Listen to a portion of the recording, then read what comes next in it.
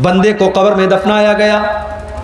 अल्लाह के नबी फरमाते दफना करके जब वापस जाने लगते हैं तो मुर्दे को फौरन दोबारा उसकी रूह को लौटाया जाता है, दोबारा उसके अंदर जिंदगी डाली जाती है और वो दफना करके जाने वालों के जूतों की आवाज़ को भी सुनता है। और दो फरिश्ते उसके पास आते हैं, एक का नाम मुनकर है, एक का नाम नकीर है। ये दोनों फरिश्ते उसको बिठाते हैं। एक सवाल पैदा हुआ, भाई मुसलमान अपने मुर्दों को कब्र में दफनाता है, मगर हमारे हिंदू भाइयों क्या तो जला दिया जाता है, उनको कब्र में अजाब कैसे होगा? पारसी लोगों के यहाँ तो लाश में मसाला लगा करके चिलकौओं को खिला दिया जाता है, उनके यहाँ कैसे हिसाब व किताब होगा? कोई पानी में सफर कर रहा था, डूब करके मर गया, मछलियों ने उसको खा लिया, उसका कब्र में हिसाब व किताब कैसे होगा? कोई फ्लाइट में सफर कर रहा था और फ्लाइट में हादसा हो गया और फ्लाइट में जितने लोग थे सब मर गए, चिथले उड़ गए, उनका हिसाब व किताब कैसे होगा कब्र के अंदर? तो ये बात याद रखिए, इन्नल्लाह अला कुल्लि शैइन क़दीर। ये सवाल हमारे लिए पैदा होता है कि हमारे लिए ये काम संभव है कि नहीं है, मुमकिन है कि नहीं है, पॉसिबल है कि नहीं है। अल्लाह के लिए सब कुछ पॉसिबल है। अल्लाह जिस हाल में चाहेगा और जहां चाहेगा वहां कब्र का जो मामला होगा वो होगा। मेरे भाई, मुसलमान के मुर्दों को कब्र के अंदर अजाब और सवाब जो होगा वो मिलेगा। गैर मुस्लिम जिनको जला दिया जाता है उनका भी हिसाब व किताब होगा, पारसियों का भी हिसाब व किताब होगा, फ्लाइट के अंदर जलने वालों का भी कब्र का मामला होगा। अब उनका कैसे मामला होगा उसकी हकीकत हम नहीं जानते, लेकिन होगा। हमारा उसके ऊपर ईमान है। हमारी अकल में आए ना आए, हमारी लॉजिक में आए ना आए, लेकिन हमें मानना है, हमें ईमान रखना है। इसलिए कि अल्लाह ने अपने मोमिन बंदों की ये पहचान बताई, अल्लज़ीना युमिनूना बिल गैब, कि वो गैब के ऊपर ईमान रखते हैं, वो बगैर देखे ईमान रखते हैं। दो फरिश्ते आए, मुनकर नकीर, उन्होंने बिठाया आपको। उन्होंने 3 सवाल पूछा। मन रब्बु का, तुम्हारा रब कौन? माँ दीनों का, तुम्हारा दीन क्या? मन नबियों का, तुम्हारे नबी कौन? तुम्हारा रब कौन, तुम्हारे नबी कौन, तुम्हारा दीन क्या? यही 3 सवाल होगा बस, चौथा कोई सवाल नहीं होगा। कितनी प्रॉपर्टी बना के आए, सवाल नहीं। कितना पढ़ लिख करके आए, यह भी सवाल नहीं। कितना धन दौलत कमाया, यह भी सवाल नहीं। सवाल 3 होगा, तेरा रब कौन, तेरा दीन क्या और तेरे नबी कौन। अब जरा दिल पर हाथ रख के बताना मेरे भाइयों, इन 3 सवालों का जवाब आपको कहां मिलेगा? स्कूल में तो नहीं मिलेगा, कॉलेज में तो नहीं मिलेगा, साइंस में नहीं मिलेगा, मैथ में नहीं मिलेगा, हिस्ट्री में नहीं मिलेगा, इंग्लिश की किताबों में नहीं मिलेगा। इन 3 सवालों का जवाब रब के कुरान में मिलेगा और मुस्तफ़ा के फरमान में मिलेगा। आप आज बच्चों को मदरसे नहीं भेजते, मुझे एतराज नहीं, आप स्कूल भेजो, मुझे कोई एतराज नहीं, मगर आप अपने बच्चे को इस लायक बनाओ, अपनी बेटी को इस लायक बनाओ कि आपका बच्चा और बच्ची स्कूल में पढ़ कर इन 3 सवालों का सही जवाब दे दे। उसे पता हो कि उसका रब कौन है, उसे पता हो उसका इस्लाम, उसका दीन क्या है, और उसको पता हो कि उसके नबी कौन। जिस स्कूल में क्रिसमस के मौके पर ऊपर से टॉफी गिरा करके ये बताया जा रहा हो कि आज अल्लाह का बेटा पैदा हुआ है, नऊज़ु बिल्लाह, आज अल्लाह का बेटा पैदा हुआ है, इसलिए अल्लाह ताला टॉफी बांट रहा है। जहां स्कूल में बच्चों को ये तालीम दी जा रही हो, वहां का बच्चा कैसे मुसलमान होगा? जहां लड़कियों को ये सिखाया जा रहा हो कि तुम्हारे बदन का कोई पर्दा नहीं है, तुम जैसे चाहे वैसे कपड़े पहन करके निकल सकती हो, वहां पढ़ने वाली लड़की कहां से पर्दा करेगी और उसकी आंखों में कहां से शर्म हया आएगी? इसीलिए आज मुसलमान लड़कियां गैरों के साथ फरार हो रही हैं। नाम था सलमा बानो, नाम था आयशा बानो, उसने नाम रख लिया संगीता देवी, सीता देवी, उसने मजहब भी तब्दील कर लिया, उसने मुर्तद भी हो गई। वो कितनी मिसालें मौजूद हैं। आफ्ताब और श्रद्धा की कहानी तो बहुत मीडिया वालों ने चलाई, मगर इस जैसी लाखों कहानियां जहां मुसलमान लड़कियों को बाकायदा जाल में फंसाया गया और उनको मुर्तद बनाया गया और मार करके इज्जत लूट करके खत्म कर दिया गया, उन कहानियों को कोई मीडिया वाला चलाने को तैयार नहीं है। और आज तो मीडिया वालों को भी खरीदा जा रहा है। इस मुल्क में एक चैनल था, न्यूज़ चैनल, जो थोड़ी बहुत सच्चाई दिखाता था, उसको भी बहुत बड़े लोगों ने खरीद लिया। ये अलग बात है कि एक ऐसा भी जर्नलिस्ट था, एक ऐसा भी पत्रकार था, सहाफ़ी था, वो नहीं बिका। उसने कहा मैं NDTV से इस्तीफ़ा दे दूंगा, मगर मैं झूठ का साथ नहीं दे सकता। अल्लाह ऐसे पत्रकारों और ऐसे जर्नलिस्ट की हिफाजत करे और उन्हें और सच बोलने की तौफीक अता फरमाए। मेरे भाइयों, आप सोचिए कि आज हमारी बेटियों के पास दीन की तालीम नहीं है, उन्हें ईमान की अहमियत नहीं पता, और कब्र में यही 3 सवाल पूछा जाएगा, तेरा रब कौन है, तेरे नबी कौन है, तेरा दीन क्या है।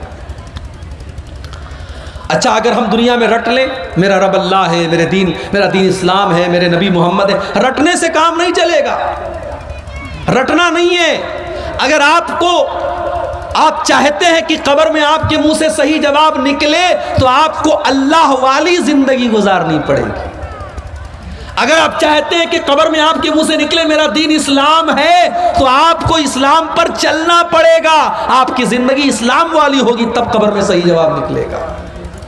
अगर आप चाहते हैं कि कब्र में जब फरिश्ता पूछे तेरे नबी कौन है, और आपके मुंह से ये निकले मेरे नबी मोहम्मद सल्लल्लाहु अलैहि वसल्लम है, तो आपको अल्लाह के नबी के तरीके पर जिंदगी गुजारनी पड़ेगी।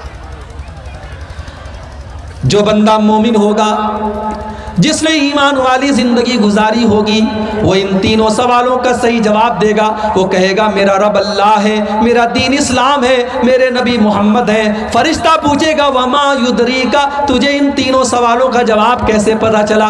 बंदा कहेगा क़रातु किताब अल्लाह, मैंने कुरान को पढ़ा था, मैंने हदीसों को पढ़ा था, मैंने अल्लाह और उसके रसूल की बातों को पढ़ा था। आज कौन पढ़ता है? कौन पढ़ता है कुरान को आज? पहले तो बूढ़ी औरतें घर में रहती थी, वो बेचारी सुबह सुबह कुरान पढ़ती थी। अब तो वो बूढ़ियां भी खत्म हो गई। अब की तो औरतें वो हैं कि सुबह को वो उठती हैं तो मोबाइल पर सीरियल देखती हैं, पहले रात को बिस्तर पे सोने लगती है तो सीरियल देखती हैं। नौजवान को गाना सुनने से फुर्सत नहीं, बुढ़ों को गाना सुनने से फुर्सत नहीं। आज हमारे घरों में कुरान कौन पढ़ता है? मेरे भाई, अपने दिल पर हाथ रख करके बताओ कि आखिरी टाइम आपने कुरान को कब पढ़ा? हमने कुरान के साथ बहुत नाइंसाफी की है, और कल क़यामत के दिन अल्लाह के नबी हमारा गिरबान पकड़ेंगे, और अल्लाह के नबी क़यामत के दिन अल्लाह की बारगाह में कहेंगे वक़ाल रसूल या रब इन्न कौमी इत्तख़ज़ू हाज़ल कुरान महजूरा। अल्लाह के रसूल कहेंगे ऐ अल्लाह, मेरी इस कौम ने कुरान को छोड़ दिया था, कुरान को छोड़ दिया था। अल्लाह कब्र में 3 सवालों का जवाब देने वाला कहेगा मैंने कुरान को पढ़ा था। और जो इंसान काफिर था, मुनाफिक था, इस्लाम पर नहीं चलता था, उसके मुंह से सही जवाब नहीं निकलेगा। वो चाह करके भी सही जवाब नहीं दे पाएगा। उसके मुंह से बस एक ही जवाब निकलेगा, हा हा ला अदरी, हाय हाय मैं नहीं जानता। फरिश्ता कहेगा तू नहीं जानता इसलिए कि माँ दरईता व माँ तलईता, न तूने इल्म हासिल किया, न तूने कुरान पढ़ा, न तूने हदीस पढ़ी, न तूने उलमा से इल्म हासिल किया, न तू मदरसे गया, न तूने उलमा से सीखा, न तो तूने इल्म हासिल किया, न तूने खुद पढ़ने की कोशिश की। तो अल्लाह ने फरमाया कल्ला सौफ तालमून, अन करीब तुम जान जाओ। सुम्मा कल्ला सौफ तालमून, तुम जरूर जान जाओगे अपनी हकीकत को। कल्ला लौ तालमून इल्मल यकीन, मेरे बंदो अगर तुम यकीन की नजर से कब्र का मंजर देख लो तो अपने मुर्दों को दफनाना बंद कर दोगे। अगर कब्र के अंदर जो अजाब हो रहा है, अगर वो अजाब हमारी आंखों के सामने आ जाए मेरे भाई, तो कोई अपने बाप को कब्रिस्तान लेके नहीं जाएगा, कोई अपने बेटे को कब्रिस्तान लेके नहीं जाएगा। अल्लाह के नबी फरमाते हैं कि अगर मुझे इस बात का डर ना होता कि तुम अपने मुर्दों को दफनाना बंद कर दोगे, तो मैं अल्लाह से दुआ करता कि वो अजाब कब्र की आवाज तुमको सुना दे। लेकिन हम सुन लेंगे तो मुर्दों को दफनाना बंद कर देंगे। कल्ला लौ तालमूना इल्मल यकीन, मेरे बंदो अगर तुम यकीन की नजर से कब्र के अजाब को देख लो, अल्लाह के अजाब को देख लो, तो तुम्हारा क्या हाल होगा। लतरवुन्नल जहीम, तुम जरूर जहन्नम को देखोगे। जहन्नम, हाय हाय। अब ये पूरा एक टॉपिक है कि जहन्नम कैसी है और क्या है। कभी इंशाअल्लाह आपके इलाके में मौका मिला तो तकरीर इस पर होगी कि जहन्नम कैसी होगी। इतना समझ लीजिए कि तकलीफ और टॉर्चर की आखिरी हद है जहन्नम। जहन्नम वो जगह है जहां आप मौत की आरजू करेंगे मगर मौत नहीं मिलेगी। जहन्नम वो जगह है जो अल्लाह ने अपने नाफरमानों के लिए सजा के तौर पर तैयार करके रखी। कुल्लमा नज़िजत जुलूदुहुम बद्दलनाहुम जुलूदन गैरहा लियज़ूक़ुल अज़ाब।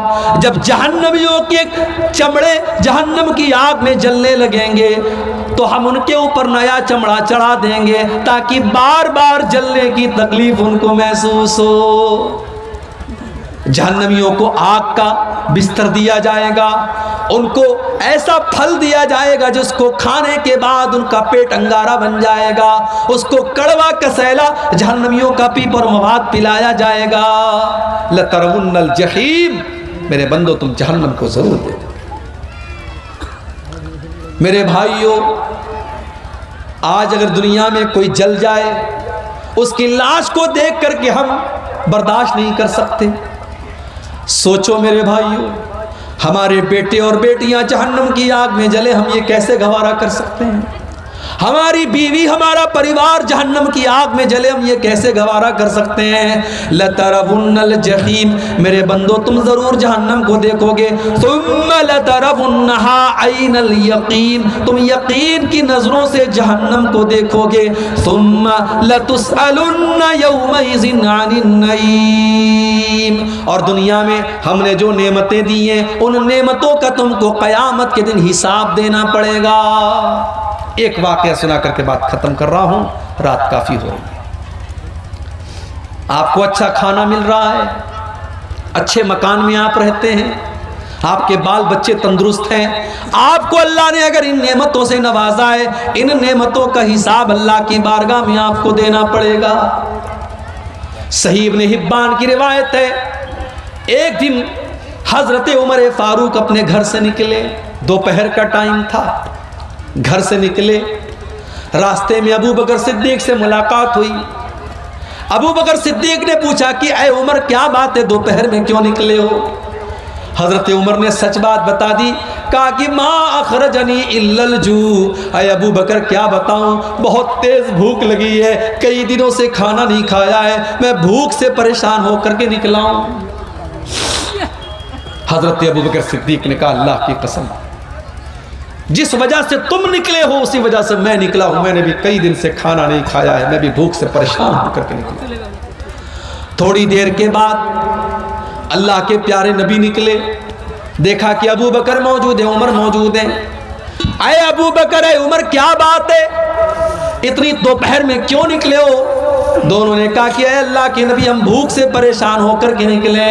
आपने फरमाया, ऐ अबू बकर, ऐ उमर, वल्लाही मा अखरजनी इल्लल जू, मैं भी भूख से परेशान होकर के निकला हूं। हमारे पास आज चैन से रोटी मिल रही है, चैन से चावल मिल रहा है, खा रहे हैं, पी रहे हैं, कितनी बड़ी नेमत है मेरे भाई। यहाँ अल्लाह के नबी हैं, अबू बकर हैं, उमर हैं, दुनिया के अल्लाह के नबी हैं, और नबी के बाद दुनिया की सबसे महान दो हस्तियां हैं, और ये तीनों लोग भूखे होकर के निकले हैं। अल्लाह के नबी ने कहा, चलो अबू अय्यूब अंसारी के घर चलते हैं। ये अबू अय्यूब अंसारी कौन थे? ये वही सहाबी थे जब अल्लाह के नबी मदीना पहुंचे थे तो आपकी ऊँटनी इनके दरवाजे के पास बैठी थी और आपने इन्हीं के घर में क़याम किया था, और ये अल्लाह के नबी के मेज़बान थे। अल्लाह के नबी की आदत थी कि रोज़ाना अबू अय्यूब अंसारी के घर जाते थे और अबू अय्यूब अंसारी कुछ नाश्ता आपको कराते थे। दोपहर का टाइम था, अल्लाह के नबी गए, दरवाज़ा खटखटाया, बीवी ने दरवाज़ा खोला, उम्मे अय्यूब ने दरवाज़ा खोला, देखा कि अल्लाह के नबी और अबू बकर और उमर मौजूद हैं। उम्मे अय्यूब ने कहा मरहबा, खुश आमदीद, वेलकम, स्वागत, अय अल्लाह के नबी आप मेरे घर पर पधारे हैं, आप मेरे घर पर आए हैं, ये तो मेरे लिए बड़ी किस्मत की बात है। अय अल्लाह के नबी आप जल्दी से घर में तशरीफ़ लाएं। नबी अकरम ने पूछा अबू अय्यूब अंसारी हैं घर पे? अय अल्लाह के नबी वो तो खेत में काम कर रहे हैं। अभी ये बातचीत चल ही रही है कि अबू अय्यूब अंसारी खेत में काम कर रहे हैं और कानों में अल्लाह के नबी की आवाज़ पहुंची, आए दरवाजे पर और खुश होकर के कहने लगे आज तो मेरी बड़ी खुशनसीबी की बात है, अल्लाह के रसूल मेरे घर पे आए हैं, अबू बकर मेरे घर पे आए हैं, उमर मेरे घर पे आए हैं। तीनों लोग घर में दाखिल हुए। अबू अय्यूब अंसारी ने पूछा अय अल्लाह के नबी आप तो शाम के टाइम आते थे, दोपहर के टाइम आप नहीं आते थे, क्या बात है? अय अबू अय्यूब बहुत तेज भूख लगी है, कुछ खाने का लाओ। अय अल्लाह के नबी अभी लाता हूँ। जल्दी से दौड़े दौड़े गए और खजूरों की, हर टाइप की खजूरों का गुच्छा तोड़ के ले आए। कुछ पक्की खजूरें थी, कुछ कच्ची खजूरें थी, कुछ तर खजूरें थी, कुछ सूखी खजूरें थी। सारी खजूरों का गुच्छा लेके आ गए। ठंडा ठंडा पानी लेके आ गए। अपनी बीवी से कहा तू रोटी बना, और बकरी को पकड़ के लाए और बकरी को ज़बा करने लगे। नबी अकरम ने पूछा कि ये दूध देने वाली बकरी तो नहीं है? कहा नहीं है अल्लाह के नबी। कहा ठीक है ज़बा कर दो। बकरी ज़बा कर दी, गोश्त तैयार हो गया, रोटी तैयार हो गई, खजूर खाई जा रही है, पानी पिया जा रहा है। नबी अकरम ने फरमाया ऐ अबू अय्यूब ये बकरी का गोश्त हो सके तो थोड़ा फातिमा के घर भिजवा देना, उसने कई महीनों से गोश्त नहीं खाया है, हो सके तो मेरी बेटी के घर ये गोश्त भिजवा देना। उसके बाद ये कई दिन के भूखे लोग थे, रोटी खा रहे, गोश्त खा रहे, खजूर खा रहे, पानी पी रहे हैं। तबीयत बिल्कुल मुतमईन हो गई, सेटिस्फाइड हो गई, लेकिन अल्लाह के नबी की आंखों से आंसू बह रहे हैं।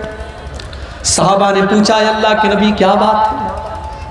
कई दिनों के बाद आपको अच्छा खाना मिल रहा है, खजूर मिल रही है, पानी मिल रहा है, बकरे का गोश्त मिल रहा है और आपकी आंखों में आंसू बह रहे हैं।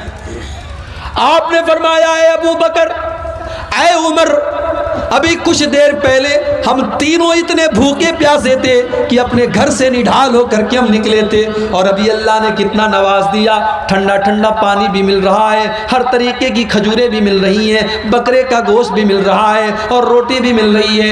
ऐ अबू बकर, ऐ उमर, यही तो अल्लाह की वो नेमतें हैं जिन नेमतों का अल्लाह हिसाब लेगा। और अल्लाह ने कुरान में ये कह भी दिया है लतुसअलुन्ना यौमइज़िन अनिन नईम, मेरे बंदो तुमसे अल्लाह तुम्हारी नेमतों का हिसाब लेगा। मेरे भाइयों, मेरे नौजवान साथियों, अगर आप खूबसूरत हैं तो ये खूबसूरती भी नेमत है और अल्लाह हिसाब लेगा। अगर आप बॉडी बिल्डर हैं और आपके बदन में ताकत है, इस ताकत का अल्लाह हिसाब लेगा। अगर आप पूरे गांव में सबसे ज्यादा पैसे वाले हैं और आपके पास दौलत है, इस दौलत का अल्लाह हिसाब लेगा।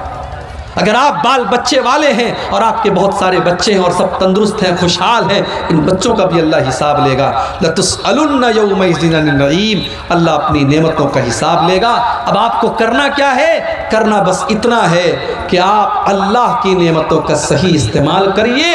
अल्लाह ने जो नेमत भी आपको दी है, चाहे वो इल्म की शक्ल में हो, वो दौलत की शक्ल में हो, वो ताकत की शक्ल में हो, हुकूमत की शक्ल में हो, आप उस नेमत का सही इस्तेमाल कीजिए। उसको ऐसी जगह इस्तेमाल कीजिए जहां अल्लाह राजी होता हो। इंशाअल्लाह अल्लाह आपको उसका बेहतर बदला देगा।